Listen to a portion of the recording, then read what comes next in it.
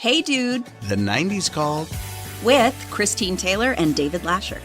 Hey, everybody. Welcome back to Hey Dude, the 90s Called podcast. I am David Lascher. Hi, David Lascher. I'm Christine Taylor, your What's up? co-host. Hi. It's good to see you. I'm very excited about our guest today because I met her through you in the 90s. I was going to say you guys must have met. I don't know if we met each other in the 90s, but I knew of Dylan Lauren, of Dylan's Candy Bar, through you because you guys were each other's prom dates, or you were each other's boyfriend, girlfriend in high school before I met you. No, I want to get to the bottom of it. Save it. I'll save it. But the two of you are two of my dearest, longest friendships of my life, and having you on both together, I knew you guys must have met, but let's not waste time. Let's welcome in one of my best friends in the world, Dylan Lauren. Hi. Hey. Thank you so much for joining us. Are you kidding? I'm so excited. I've been listening to all the episodes and enjoying this whole 90s retro thing. And with you both, it's funny. It's fun too. Right. Dylan, do you remember when I was pitching you this idea and we were walking around the city and you showed me this book all about the 90s, and Christine kept giving me ideas about everything 90s. This is before we even started, but Seriously? Yeah. It was just so first of all, it's a very cool idea. You know, a lot of what I think about is the 80s maybe, and the 90s kind of got skipped over, and then it was the Y2K, millennial, and all this other stuff. But the 90s is such a cool era that I don't know, it just got skipped. So I'm really happy you guys are doing this. And when David was talking about intro songs, he was bringing up people. Right. From this generation, Jackson, some other people. But I was like, wait a second, what about the grunge era and these songs? Right, Christine, we were gonna try and get Nirvana as our intro song. Do do do do do do do. Yeah, it landed on something a little different from that. Not in the budget, but it was a good idea. If David hums that, it literally sounds just like it. Maybe you can use that. Yeah, exactly. David and I should just hum it. I wonder if we'll have to, if we're off key enough that if we won't have to pay any rights for it. Christine, have you ever had a friend that is your biggest supporter and just always positive and just rooting for you and only wants the best for you? That's how Dylan and I are. It's crazy. Well, I do. I have a friend like that whose name is Lori, who you remind me of. She's just so positive and so there's never been a moment in my life where she hasn't. If I have good news, let's put it that way. If I have good news, she's the first person I want to go to because she will gush and explode with joy right. in a way that, and she's also the person that with bad news can sort of brighten my day. So, and you remind me of her too. So yes, I love this friendship. And I said to David at the beginning, right before you came on, I remember you and I've met, I know, at some point, but I don't think we met as teenagers, but I felt like I knew you because David would talk about you all the time. And I'm going to go ahead and say, I think I was jealous because David and I were we had our crushes on each other. We were starting our little romance. And I remember thinking who is this Dylan Lauren that I need to worry about? The girl at home, the one that that's so funny. Well, you and David, I heard about the a lot of things. I don't know what I'm allowed to reveil, but I think we've talked about everything. So Dylan was there for me through all of it. Yeah, no, Christine, I feel like I know you too in the same way. And I was that person I think David would, console, or I would have to console him if there was some hard times after the breakup, or give advice that, I didn't even know what I was doing. But, it's hard to see a friend of yours suffer, but I didn't know you, and I didn't have really much I could say. So I don't know if I was supposed to like you or defend you or not. I was We're all good now. Yes. Oh my gosh. I love it. That's so funny to think of it in that context, that I was the one It was like one horrible one. Christine, it was one summer, right? After the first short season of Hey Dude, we all went home and we didn't see each other. And I was like heartbroken. And I think, I spent time with Dylan. We were in the Hamptons or wherever. And I confided in her quite a bit. Yeah. It was, I look back on that period, and I know, David, you and I have talked about, for us, because we were so young and it was so long ago, I feel like we look at that period of time of like, it was epic. It was all of this ups and downs. And it was really like a few months of like we were so infatuated, and then it was sort of like breaking up, and then are we figuring it out? Are we going to try to get back together? And then you went to LA, and then we tried to get back together in LA, and it was really not that long a period of time over our lives in the context of today. But I love it. I love that David, that you had Dylan at that time. And did you guys, let me clear this up too. Were you guys each other's prom dates? Were you like besties in high school? Like, tell me the story. Tell me the origin story. David came to my prom. He's my prom date, and he wore this great red bow tie. And I don't think I knew you were wearing a red bow tie, but I was wearing a red gown. No, I had instructions, I think, from your dad to match your dress.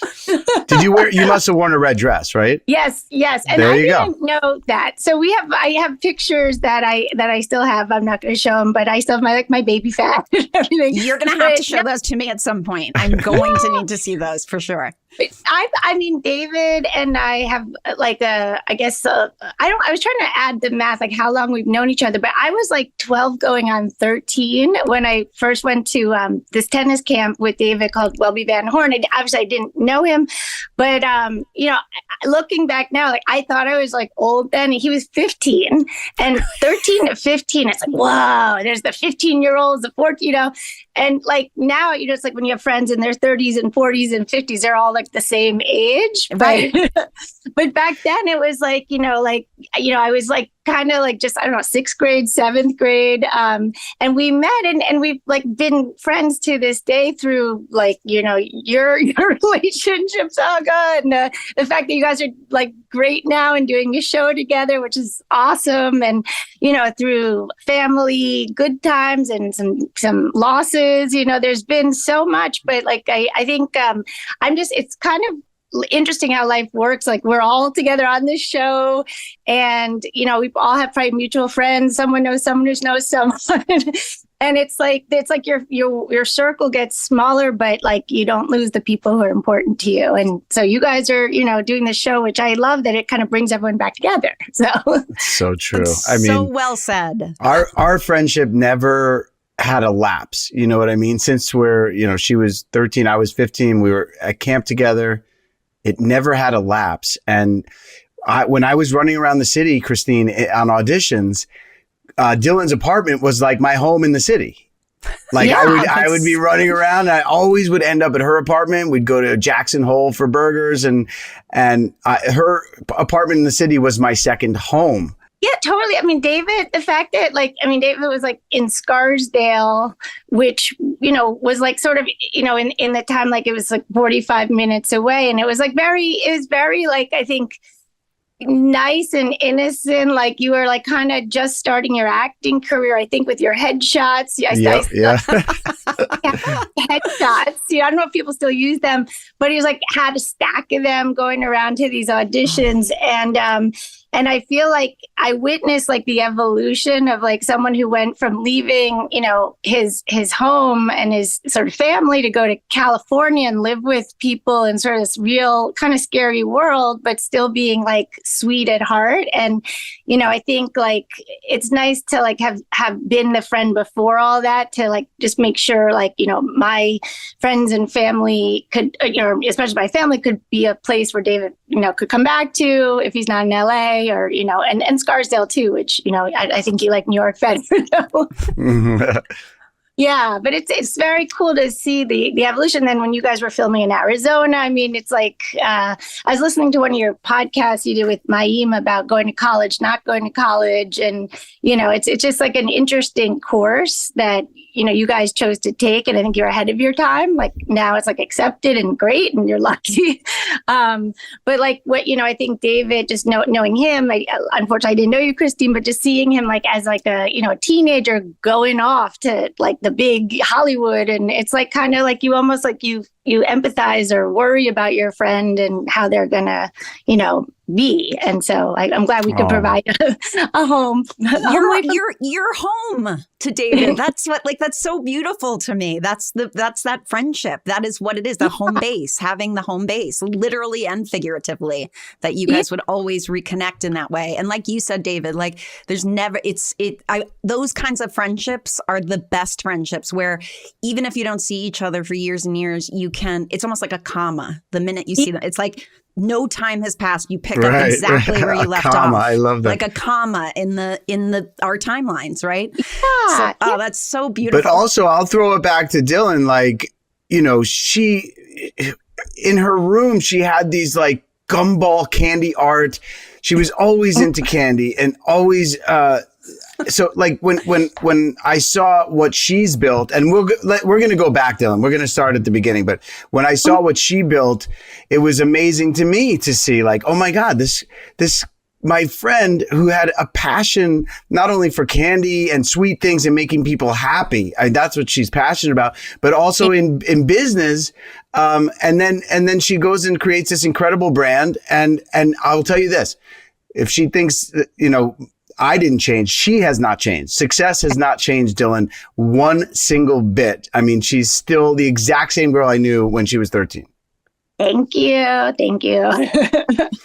So let's go back to we have to talk about, growing up with Ralph Lauren as your father. And I'm going to give my quick impression because I spent a lot of time with you guys in whether Montauk or Colorado, but you guys had a very traditional, normal family for what other people might think.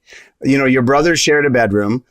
Jill and I would want to go out to lunch, and her father would say, "No, there's good food in the house," like an old school, New Yorker. And you bought that CD in the city, you're not getting it again here. Yeah. And just like the values, they were so down to earth. And that must have been hard. And tell us what it was like really quickly growing up in such a prominent family. It's funny, like I never really think about it unless I'm sort of asked the question, because to me, as like my dad's like, he's a great father and sort of, from like a normal guy, wearing jeans or sweatpants probably when you and he's very down to earth. And, I think you can, like, we were like grilling on the beach, like he likes his hot dogs, and the hamburger. Not like all fancy. So I think, and he also is very close to, he has two brothers and a sister he's very close to. So family values are important. So I think, he was to me just like, and he still is. I mean, I just came from Fashion Week and the show, like, he's still like, are you coming to Rosh Hashanah dinner? During Fashion Week. But like, are you going to be with us this weekend? Like, I think, I think where's like some, I guess, families with, celebrity in them or parents who are in the fashion scene, especially going out all the time. They were, David witnesses like on weekends, we're watching The Love Boat or some show, together and not going like the hot party like that, like kind of just more, private. So I think that helps. And David, knowing you with like your family and your sister and two other sisters that came into your family, like I think like you gravitate towards people who have those values. So I'm glad you've seen that. And, I've been able to see that with you and your sister. So because you've created such a great brand, when you were a kid, watching your dad and what he created, this sort of empire, did that have an influence on you? Do you think, like looking back, do you think that had an influence on what you've created? I definitely think so. I think, having just come off the show, just seeing the colors that were on the runway are so bright. I wanted to eat the fabric. Like it was so like delicious. And I think being in a family, like my grandfather was a painter and my dad's a designer and everyone's in the arts. Like I think the influence and the conversations, my brother's in film, it's always about something creative and artistic. So that in itself is how I see candy. And then the I see candy as beautiful and the packaging and the colors. It's not just how it tastes and, the fun of it, but I collect candy just to look at it and make art out of it. So that's one thing. But then also just watching my dad and, having conversations about business, I admired, he is very stuck to his gut and his vision of what he wanted to do. And I was very much like all about candy. But in a way, like he understood as creating something out of a tie into a lifestyle brand. Like I see candy as like, Disneyland. I see characters out of candy. I love Willy Wonka and the Chocolate Factory. And he's like, go with what you're doing, create like the world's largest candy store because you love the product. You love making things out of it. Like you're going to be good at this. Like this is, it wasn't like it, like he got it right away. What amazing support. Amazing. And because we all as kids, and maybe, some kids didn't love candy. I don't know many kids who didn't love candy. I remember those days. I grew up in the suburbs of Pennsylvania. I remember those days when my brother and I were little and we could walk to the store and we'd get our allowance and we'd go and we'd be able to like sort of say, okay, I'm going to get 2 bazookas and I'm going to get bazooka. The little bazooka where you with the joke in the joke. Totally. Yeah. And the more you got, it was more about like, how much bang am I going to get for my buck, right? Like I wanted to come home with a little bag of it. And in our day growing up, that was just like the little convenience store. There wasn't a place like your beautiful world of Dylan's Candy Bar where you could walk in and just see it all. You sort of had to invent it yourself with the things that you loved or what was, quote, eye candy to you, right? Like to me on a shelf, I'm so attracted to colors. I think that's also why I was such a preppy kid growing up in the 80s and the 90s. And I would get all of the Ralph Lauren polo shirts in the different colors, a little oversized and wear them with my shorts with the collar up. And I loved having every color. I love having all the colors. Yeah. And I got to say, like, I'm sure subconsciously, like seeing swatches of all those polo shirts or the, advertisements, I literally think of them as gumballs and candy and and I wanted to eat the clothing, but just same with you. And I grew up in Allentown. I know David knows the Billy Joel shirt. That's like homage to you. Yeah. I was always feeling a little grossed out by the local candy stores, especially when they start opening those bulk candy stores. And it's right. Mm-hmm. And I felt like the movie, and I know you guys were both in film, but the movie that really drove me was Willy Wonka and the Chocolate Factory, right? It was magic. I mean, all of us. It affected all of us, that movie and the book. Yeah. And just the like, why doesn't this exist in the real world? And, watching movies, I mean, I would say my dad and a lot of what his inspiration came from old movies, like Cary Grant movies and, Rita Hayworth and like those movies. But we would then watch the newer movies were in color and, those Technicolor and the Wizard of Oz and the Alice in Wonderlands of the world. Like that is a lot of what my sort of storyboard looked like going into Dylan's Candy Bar, like wanting to create this like really colorful like museum of candy. So Dylan's Candy Bar is your inspiration was to kind of create a Wonka destination type place for kids and families to come experience that. Minus the gross-looking chocolate river, which never looked appealing. And the Oompa Loompas. Yeah, why don't you should have Oompa Loompas running around. But can we agree on that? For all of those Willy Wonka lovers out there, in the movie, when you see that chocolate river, it kind of looked a little like pinkish and it didn't look thick enough for me when I look at it. I'm sure it was not easy to make, but I should not be choosing like one of the best. But it's churning the chocolate. It's actually. I know, but it just didn't look appealing. And when Augustus Gloop bends over to go, to drink it, it was like, it doesn't look that great. Right. The rest is perfect. And that's exactly what you made. Well, no, that's funny. I mean, I think the inspiration for me is sort of a compilation of that. It's fashion, art, and pop culture with candy and to sort of bring out the inner child in the adult, actually. So I was trying to go for a bit of the things from Willy Wonka, which I saw about 50 times just for fun, and then 50 more for inspiration. So I know what you're talking about, which is very, very well put. But then also just like museums, because I was an art history major, I wanted to show off candy and its beauty with against white walls with giant lollipop trees that look like a Chihuly glass sculpture, shopping under a giant oversized pop culture candy cane or tackle box. I really didn't want it just to be for kids. I wanted to be sort of have an edge for adults. So it's for the kid and everyone, and sort of, inspiring the creative side of people. So that was really been my mission.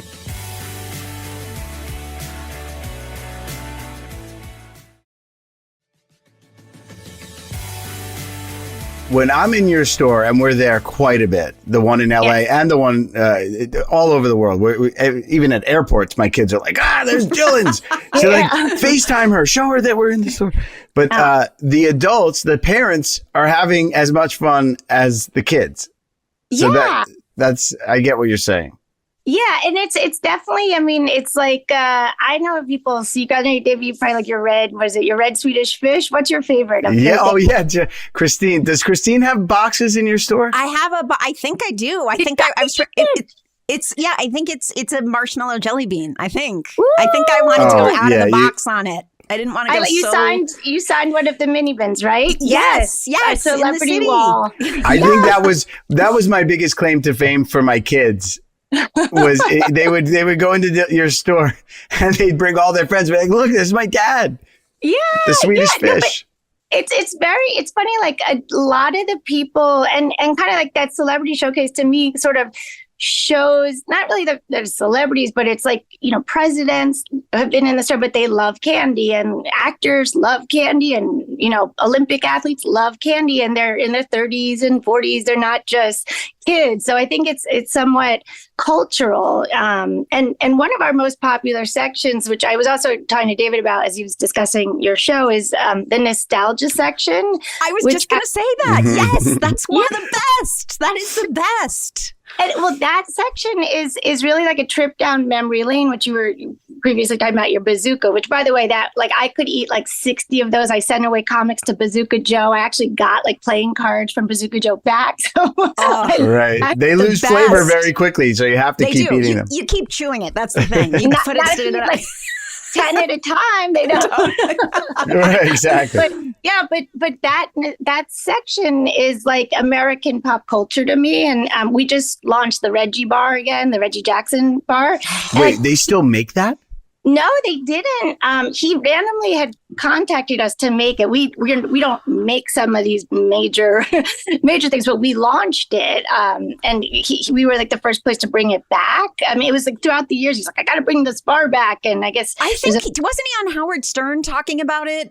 In an interview fairly recently. The Reggie bar. Yes, the Reggie bar. Yeah, but Ben remembered it and was remembered the Reggie bar.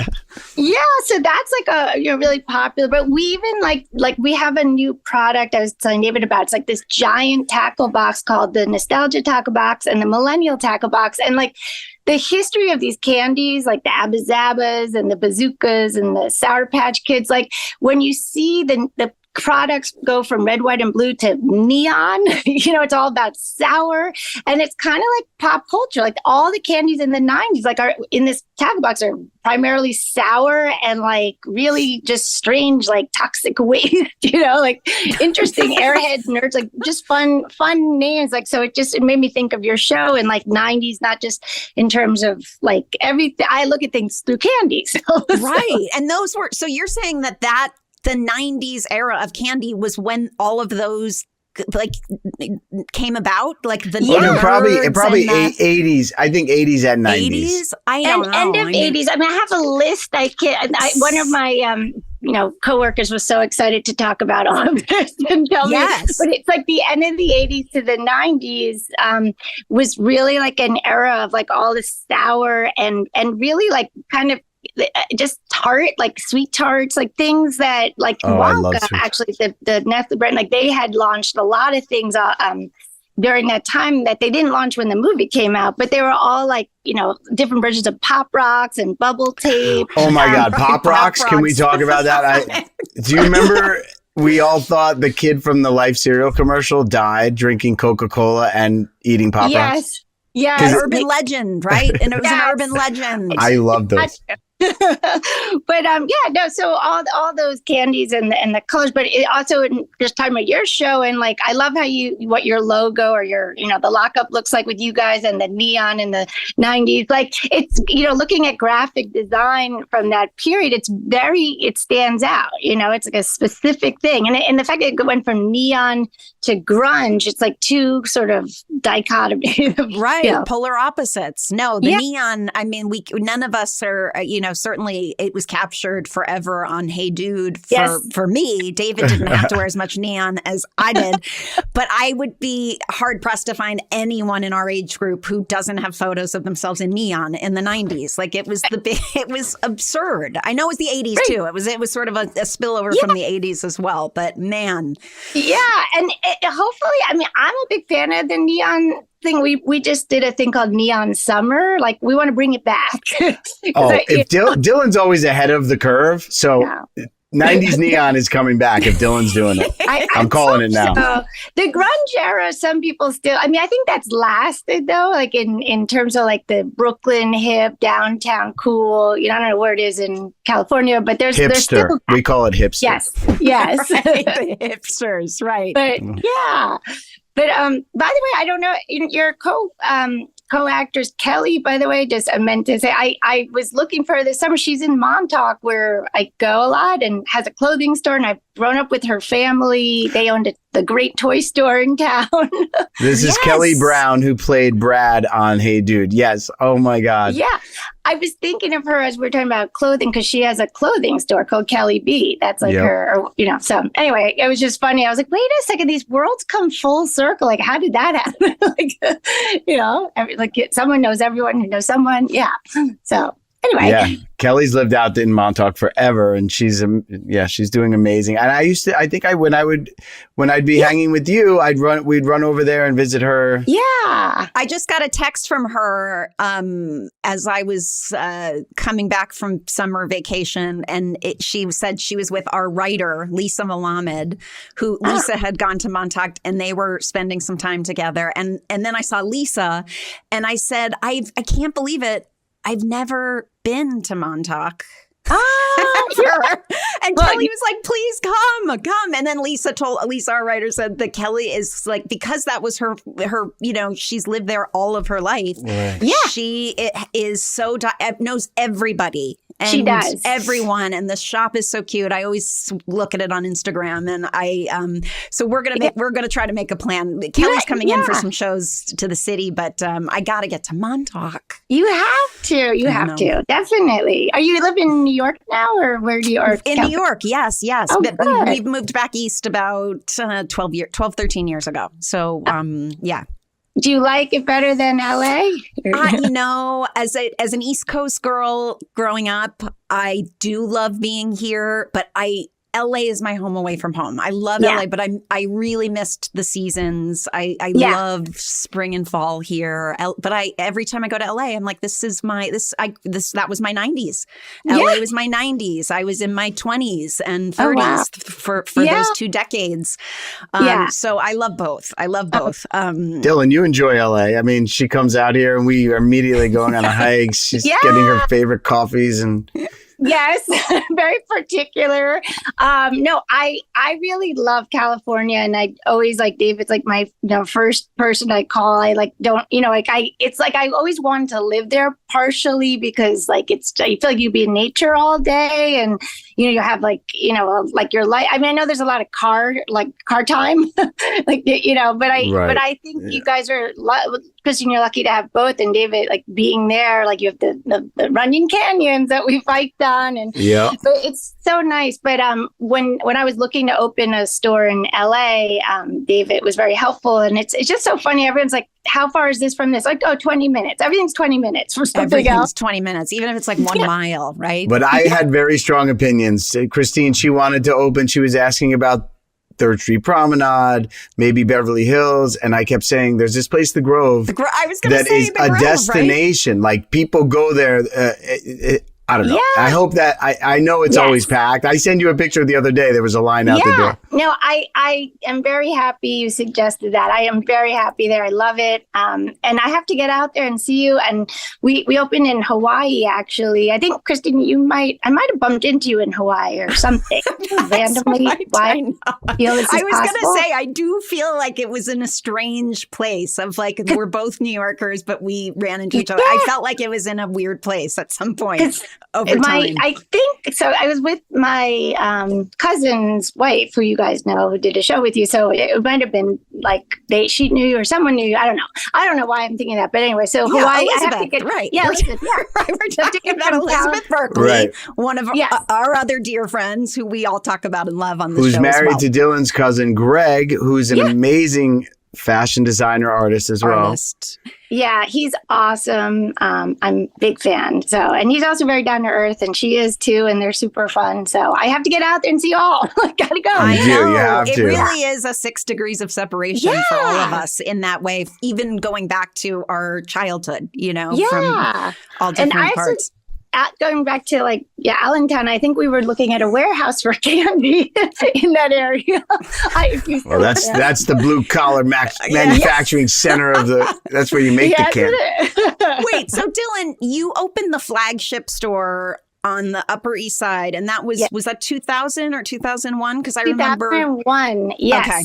Right after September 11th happened, like in October, so it's just every time this it's always so weird to think because our 22nd birthday of the company is October 13th. So it's crazy. It's 22 years. That's amazing though. You opened a candy store and brought some sweetness and happiness and smiles to New York.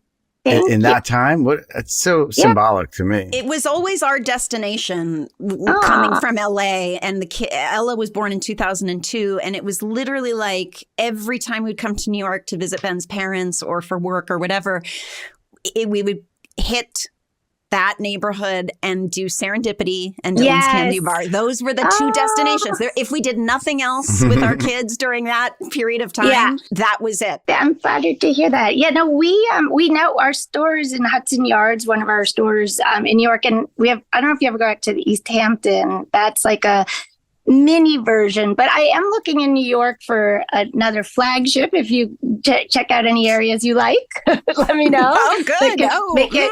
I don't know how old your kids are, but hopefully they'll still want to go as a destination. Are you kidding? Like you said, you did it right because it was a place we all love to go. I mean, it was going to the nostalgia section. It was finding that thing that you loved, and you could find anything that you remember. I mean, it really, it was for the whole family. It wasn't just like, oh, what a chore. We have to drag the kids to the game. I would come home with our producer, Lorraine, who's on here. She said, the amount of money I have spent at Dylan's stores over the years, because it's her kid's favorite place too. I always fill up my own bag. When we would go to New York in June, and my kids and all of the cousins, we'd all go. Yes. We'd go to Serafina, which is right near there, and we'd all go to Dylan's store.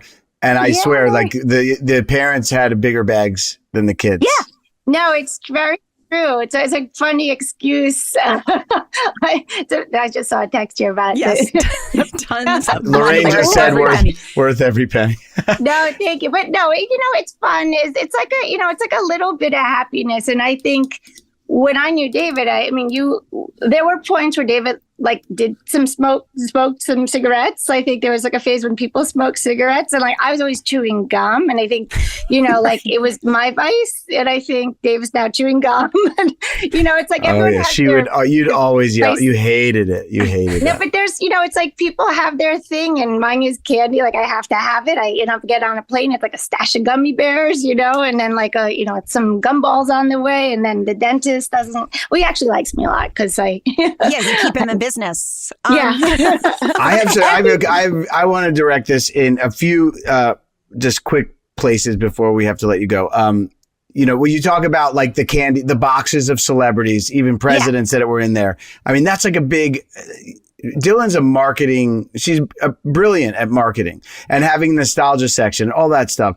But what advice would you have to young entrepreneurs, especially young girls who have ideas but feel like they might not be attainable? Like what advice would you have for young entrepreneurs? Well, I think definitely keep the friends you have close that you trust and value their opinion, I think, and your family members, because those are the people who know you and really get it. There's a lot of like business people out there who want to kind of take your idea and twist it. And then all of a sudden you're not following your gut. So I'd say follow the next one, and surround yourself with people who have the expertise and talents you may not. Like for me, I'm very into the arts and creative, and I love candy, but, to do a spreadsheet and, set up some, websites with all these things we're doing, I definitely have to bring in a good team of people who I actually really like to work with, which is another thing. I think when you're starting your business, or you're growing, make sure you actually like the people you work with. Right. That's a good advice. There are other, home away from home too. Like a TV show where you like have a cast you like to be with. Everything's always better when the people working together enjoy and actually like each other. Yeah. But I definitely think just do it. I know it's the Nike slogan. Just do it, right? Just do it. And I'm very happy. There is work involved, obviously, but I'm so passionate about candy. After this call, I'm definitely going to have something chewy. I don't know what, because it's raining out. I'll be looking at it, in many different ways, and how I'm going to package it. But it's what I love to do, and I think if you love what you're doing, if time goes by and you become better at it than trying to do something you're not. So yeah, that's some of my thoughts. That's great advice.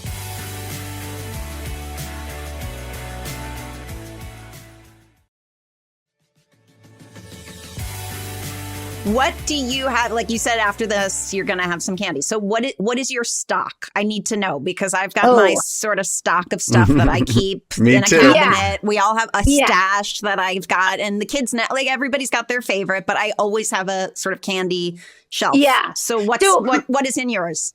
Well, my stash changes depending on what we're sampling. Sometimes we're already designing for Valentine's Day and Christmas of next year. So Valentine's Day. Am I in your photo ads for that? Yes, you are. David was good. You'll see him appearing in somebody's. I'll tell you real quick. A little modeling on the side, David. Modeling.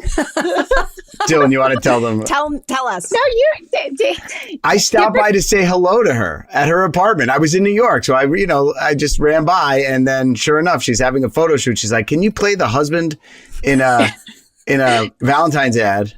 I think I told David that we're shooting Valentine's Day, and he was coming by, and I had a girl who's in the ad, or she's receiving this giant tackle box of sparkling sweet candies. They're all foil wrapped in colorful. It's like one of our most exciting, elegant, colorful products. I was super excited about it. And David, I was like, great, I need a guy. I'll throw him in. Like, it makes sense. So David, being both David, be a little sidetracked. And I think you were worried about your son getting into college. Some call came through as he's sitting down to take like this picture. He just gets up in the middle of nowhere. Like literally, like we're in a photo shoot, like a professional photo shoot, photographer, lights. But I had to take a call. He just gets up. I love it. I love that you also said just David being David. And for those of us who do know David, that's all you need to say. Like the total, like just the lights go out and he's in another world for a moment in time. You know what world you're in, but the other people around you don't quite know. But I came back and I'm sure we got good photos for you. I hope so. It was one of the funniest moments I've ever witnessed, where I've never seen that happen. Because of David, it wasn't like some random person we had hired to be in the shoot. But what's so funny is it was supposed to be this romantic scene where he's giving this girl a gift. So he gets up and the pictures I have are of the girl in shock. She's literally, we're taking pictures and he's walking away, and it's exactly what I didn't want. But when he came back, it was great. Oh my God. The funniest outtakes of what a Valentine's Day shouldn't be.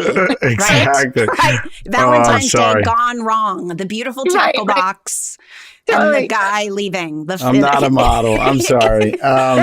It was for Casey. When it's your kid, you do. It was. I go think into it was another his world, right? college counselor calling or something. Yeah. So I came off of the summer dying to find those giant marshmallows, like because we don't have those like our supermarket. You know, the ones that are like 4 times the size of a real marshmallow. You know, Labor Day weekend. I finally found them, and I have just bags of marshmallows hidden away, marshmallow fluff. So that's kind of like my snack. And then I love I just love gum. So Double Bubble's been my gum of choice recently. It helps me concentrate. And a little M&Ms that I took from the kids, kind of, you know, they have a stash that they shouldn't have got too much of, and I kind of made mine. So old school M&Ms. Wow. Just plain, or do you go peanut? Do you go peanut butter? I'm all about the original. I like when they're a little warm, so I microwave them for like 5 seconds. Whoa, hold on. Yes. This is a life hack Breaking from news. the master. Microwave M&Ms for 5 seconds? Or you sit on them, or you could sit on. I used to sit on my bazooka to like get it softer so you could chew it. Because it was so hard. Yeah. Oh my God. Who You never knows told what me the that. shelf life is for those? But yes, sitting on it. Yes, on a plane, you'll take out something that after you've been on a flight, and it's but I would be the one who's like with the M&Ms. I don't know if that little bit. How far is too far with the melting? I'm more 5 seconds. Yeah. So yeah, luckily that's right. I had to like definitely have to get rid of the stash and start over. I mean, when we go into seasons, like fortunately or unfortunately, all the samples come to me, and I don't need like gallons of candy, but like I end up being the person who has them, trying to give it away, and it's like I'm trying. Like people just like they now expect. Well, I'm raising my hand. I'm throwing my name in the box. Christine, Jill and I had dinner with Dylan and her husband Paul at JG Mellon's a few weeks ago, and she brought the biggest bag of it wasn't Swedish fish though. What was it? It was a lot of things. I ate it all, but it was like sweet. It tasted like Swedish fish. To answer that, Swedish feet, maybe. No, it was yes. There were Canadian red feet from that I'm trying to get. Yes. Oh my God, they were good. And I thought you would like it because it's like similar to Swedish fish. It's some of these products, it's hard to import them. Like there's some rules or whatever. So if I can get it, I'll like go for the big batch. But I also brought a bag of sort of candies I was sampling, and your sister's boyfriend was like literally like he basically took it all, and I was gonna give that to him, but he really liked them. So it was really funny. But that was your focus group. It was like your focus group of and we're happy to do it. I don't know if David remembers it. I was with some friends at the time with you, and you were with Jill and some other people in Aspen, and I mistakenly gave everyone sugar-free jelly beans. We still talk about it. And the gas issue? Oh my goodness. No, stop. Oh my. Stop it. No. Plus sugar-free gummy, not good. 100 people farting for like 24 hours. Oh no. Sorry, not to be crude. I think that the table of people were like, they didn't know why they all felt sick, and I was like, oh no, you really have to be careful with some sugar free. So you especially can't overdo it with that, right? And the altitude, something about the altitude in Colorado. Yeah. Christine, what's your favorite candy, real quick? Oh man, what do you have in your stash? First of all, I'm a gumball fanatic, and I like the big gumballs. Like I love the big Aren't you with your teeth? Isn't that like? I know, but they're not hard. They're not like, again, they're not like you sit stale. on them. But I will chew, like you said, you'll chew gum to concentrate. I will, if I feel like I have a sweet tooth, but I don't want to eat, and I really have a sweet tooth. Like everyone in my family knows this. For my birthday, I just wanted like an assortment of cakes. I want sweets. I love, so the gumballs to me somehow just feel like, hey, I will chew it. get rid of it and have a bunch. It's like you're kind of going in, but I do like the bigger size, like the Rainbow pack that would, but they, I do like, I like them. I think because they are also pretty to me too. Yes. I love a good peanut M&M. I do love a peanut M&M. I love Hershey Kisses with almonds. Is that an out of the box crazy thing to say? No, and peanut M&Ms in the movie is my favorite. Right? At the movie You also theater. feel like you're getting a little protein in there, so they're good for you too, right? Oh yeah, the little peanut. Yeah, but those gumballs, I would like turn the machines until I got the red one. I don't know if you had a favorite. Always. I always want the red. I don't like the green and blue. I love the way they look, but I don't love the green and blue. Yeah. I like to mix like red with an orange and a white, and I'll play. I mean, Yay. I am like you in the like I got my son a gumball machine. Like they're not that. It was just a novelty gift. Yeah, with a little coin purse because I actually set it up so that you have to put the coins in. Do you sneak in there with quarters and take gumballs? I know where his little coins. Oh my God! You bought that for yourself. I did buy it for myself, 100%. It just looks better in his room. Yeah, Hilarious. it is it's that we'll have to talk offline about gumball machines because I think they're like aesthetically beautiful, and I think adults like them, but they're scared now to chew gum, whatever. I know. Can we talk about how great red licorice has become? These yes. Australian and New Zealand. Ooh, I love it all. I keep that above in my little secret stash, and I eat every night. I love those swirl ones that you can kind of unroll. Like the licorice wheels? No, I love the Australian too, but aren't there licorice? I know Dylan's going to know. She's like nodding like absolutely. Yeah, tell us your thoughts on licorice and the evolution. I love licorice. It's one of my favorites. I think my only upset was like Twizzlers original mix. They had a formula I used to eat in the movie theaters. It changed a little bit. But I don't know. I still have a stash of Twizzlers. I will always. I love it. Yeah. And can we also settle this once and for all? Yeah.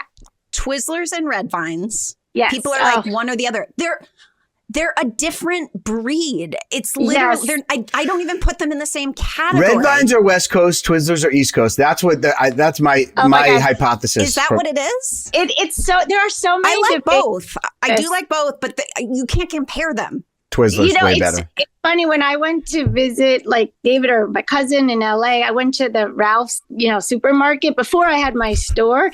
And because we couldn't, actually it wasn't before I had my store. It was when we had my store, I couldn't import some of these West Coast products like Red Vines. We now can. But I went home with a suitcase of nothing but Red Vines, like a big, and had to sell it. Like I couldn't understand why we couldn't get them. I like both. So I don't know. But I like both, but I don't say, hey, Red Vines are better or worse. It's just a different candy. It's a different, it's like an apple or an orange. I can say Twizzlers are better in my opinion. Ben agrees with you. Ben is a Twizzlers texture, man through and through. Yes. You like the waxier. I also like jumbo Red Vines. If I'm going to go Red Vines, I got to go jumbo.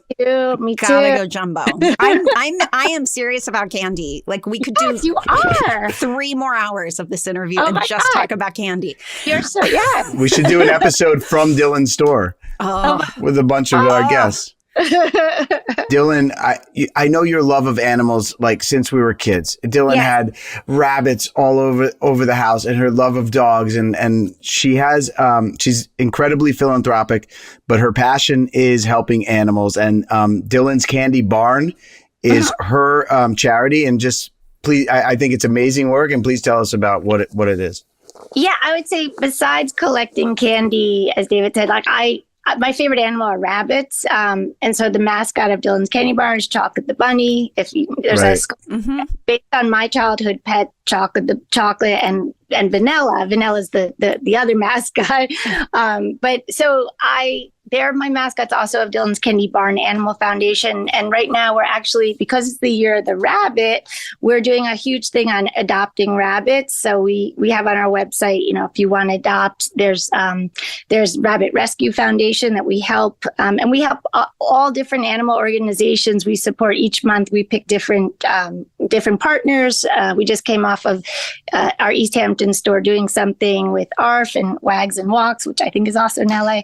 But I think it's important, and I learned this from my dad, just having philanthropy as part of like your corporate ethics. And so a lot of our customer base, like, and our staff, everyone has a pet as part of your family. And I am worried about my rescue dog Jersey today as she's, there's a thunderstorm here and I'm like, oh no, because she trembles a lot. But tell Christine where she's from. Jersey is from Puerto Rico at a place that was kind of nicknamed Dead Dog Beach. Unfortunately, there's some people in certain cultures may not believe in spaying and neutering, so you end up with all these animals that are running around and on islands. Yeah. So I mean, my big thing that we do with the Dylan's Candy Bar locations, and we did it. We're going to do it again in LA soon, and Hawaii is like adoption events at our store, so that people who may not feel comfortable going to a shelter, they like going to a candy store, but then they see this animal and then they will adopt them. And we've been very successful at like sort of reaching a different audience who, falls in love with an animal. And there's so many animals that need homes that are in these shelters now. So that's my big thing I'm learning as I'm doing this is like, after COVID, people weren't able to afford their pet or didn't have the time and they go back into the shelter. It's really sad. So we are trying to get the awareness out there. And is there a website for Dylan's Candy Barn with an N? Yeah, it's on the Dylan's Candy Bar website. You could find out more about the foundation. We are redoing our website in a few months. You'll see a whole new thing with like all the different things. But right now, Rabbit Rescue, if you want to Google that, that's like a big thing if people want pet bunnies. But also just there's so many shelters. Like if you just Google your local shelter, we support a lot in LA and New York, and where we have stores, and also just after disasters in Ukraine or wherever. I mean, you can imagine like there's people love their pets and animals need support. So it's a big thing. It's amazing. Christine and Ben also are involved in so many things, but like Dylan, you follow your passions. You're the sweetest person I've ever met. I mean, no pun intended, but Dylan, you are beautiful inside and out. The work you're doing at Dylan's Candy Barn, making life happier and more joyful and colorful. We need more Dylans. We need more of you in this world. Yep. You are such a treat. And I hope we'll cross paths. And I want that tackle box. I'm putting that out there to the universe. Honestly, Christine, I love that you love candy. We have to have a conversation about a lot of these products. Please, I can always be a focus group too. When I come to New York, we'll get together. That'd be fun. And you guys, I'm so flattered to be on your show. I'm super excited for you both. I mean, this is so much fun, and takes me back in time, and also makes me inspired in my own work. So I was very, very excited to be on it. So thank you. Love you so much, Dill. Thank you so much. Thank you so much. Thank you, guys. Right. Bye. Talk to you later. I mean, I love her. I so knew you much. would. We did meet once or twice over the years, but I just love her so much. And I just loved how much she loves you and knows you. And that was so great. I feel like a little girl again, getting to talk about. There's very few people where you can just talk about candy and that intensely. And we all get it. When we were kids, she'd say, if you're ever sad, go to the supermarket and walk through the cereal aisle. I swear you'll feel better. And I was like, this makes no sense. And then I did it. I love her. Anyway, you two are very similar. You and Dylan are very similar people, not only in real life, but in my life. So anyway, this was a great one. This was a great one. Thanks, everybody, for listening. And come back and join us. Yeah, next week. A very good one. A good one. All right. Have a great week, everybody. Thanks for listening. Make sure to subscribe and give us 5 stars. And please follow us on Instagram at HeyDudeThe90sCalled. See you next time.